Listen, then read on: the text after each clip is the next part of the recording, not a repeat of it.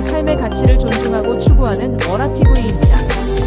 삶의 질은 삶을 가치 있게 만드는 모든 요소를 포괄하는 개념으로 객관적인 생활 조건과 이에 대한 국민들의 주관적 인지와 평가로 구성됩니다. 삶의 질, 복지, 웰빙, 행복, 주관적 웰빙, 주관적 만족감 등 다양한 유사 개념이 혼용해서 쓰입니다. 삶의 질은 어떤 상태가 바람직하다는 사회적 가치나 규범을 반영하고 있어 시공간을 초월한 절대적 개념이 아니라 한 사회의 경제-사회 발전 수준과 구성원의 가치 규범에 의해 변화되는 상대적인 개념이기도 합니다. 또 사회 구성원 개인의 삶의 질만을 의미하는 것이 아니라 전체 사회의 질을 포함하는 포괄적인 개념입니다. 그렇다면 대한민국 국민의 삶의 질은 어떻게 변했을까요? 정부가 공개한 국민 삶의 질 2025 보고서에 따르면 고용임금, 소득, 소비자산, 주거, 여가, 시민참여 영역 지표는 개선되고 가족 공동체, 교육, 환경, 안전 영역은 악화된 것으로 나타났는데요. 분야별로 살펴보도록 하겠습니다.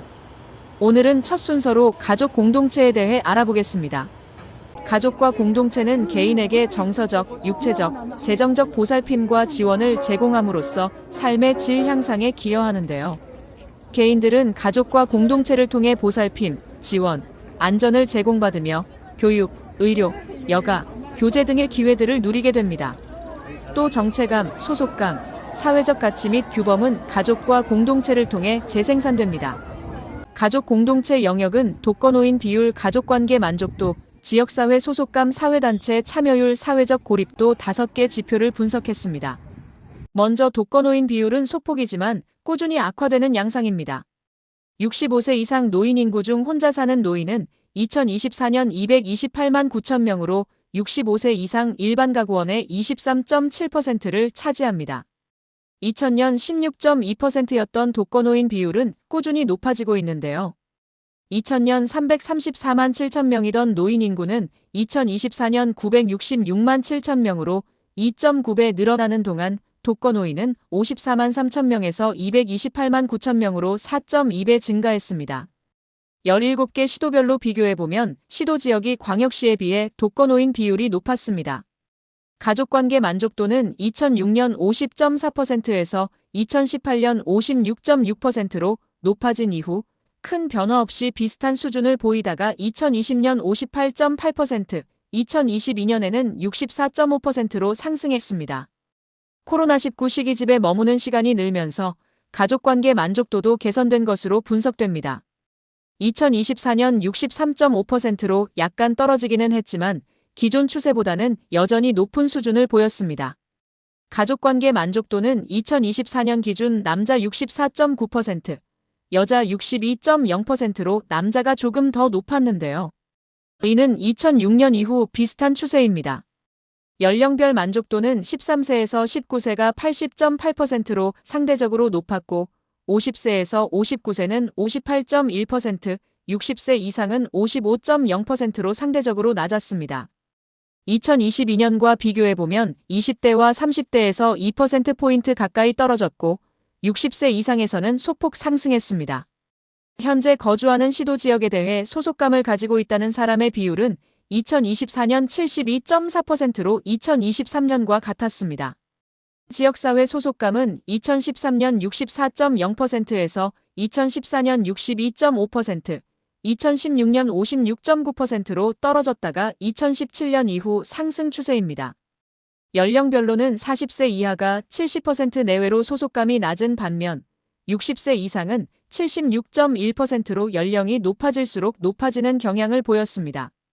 하지만 2023년과 비교하면 30에서 39세는 5.9%포인트 상승한 반면 60세 이상은 마이너스 1.8%포인트로 감소폭이 가장 컸습니다. 지역사회의 범위에 따라 소속감에서도 차이를 보이는데요. 시도 지역에 대한 소속감이 72.4%인 반면 시군구는 70.4%, 읍면동은 68.4%로 더 낮았습니다. 읍면동 지역은 농어촌이 70.5%였으나 도시지역은 67.9%로 상대적으로 낮았습니다. 사회단체 참여율은 2015년 51.5%에서 2016년 53.8%로 증가한 후 큰 변화를 보이지 않았으나 2020년에는 코로나19 영향으로 46.4%까지 떨어졌던 사회단체 참여율은 2021년 증가로 돌아선 후 2023년 58.2%까지 상승했습니다. 이는 2015년 이후 가장 높은 수치인데요. 하지만 2024년에는 52.3%로 전년 대비 5.9%포인트 하락했습니다.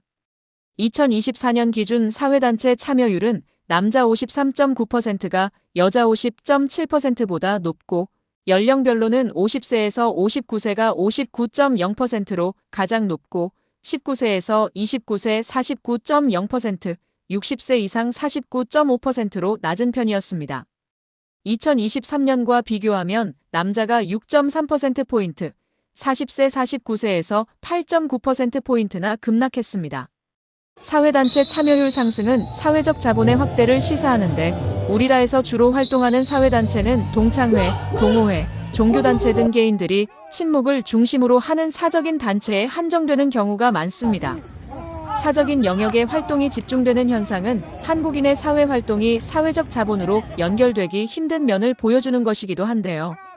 하지만 2024년에는 동창회 및 동호회 참여율이 전년 대비 각각 11.8%포인트, 2.5%포인트 하락한 반면 노동조합, 시민단체, 정당 등의 참여율은 전년 대비 3에서 4%포인트 상승했습니다. 마지막으로 사회적 고립도는 어떨까요? 아플 때 집안일을 부탁할 경우 또는 힘들 때 이야기할 상대가 필요한 경우 도움받을 수 있는 곳이 하나라도 없는 사람의 비율인 사회적 고립도는 2025년 33.0%로 2023년과 같았습니다. 사회적 고립도는 2013년 32.9%에서 소폭이지만 감소 추세를 보여왔으나 코로나19로 사람들과의 관계가 축소되고 제한됨에 따라 2021년 34.1%로 높아졌습니다. 2023년 33.0%로 소폭 낮아지기는 했지만 이후 정체된 모습을 보이고 있습니다. 남자가 여자보다 높은 편이었는데요. 2023년과 비교해 여자가 떨어진 반면 남자는 높아졌습니다. 연령별로는 19세에서 29세 24.4%, 3039세 26.5%, 60세 이상 39.4%였습니다. 2023년과 비교해 50대에서 2.2%포인트 높아진 것을 제외하면 다른 연령대는 별 차이가 없었습니다. 가족 공동체 영역의 5개 지표 중 전기 대비 3개는 악화됐고 2개는 차이가 없었습니다. 지금까지 워라TV였습니다.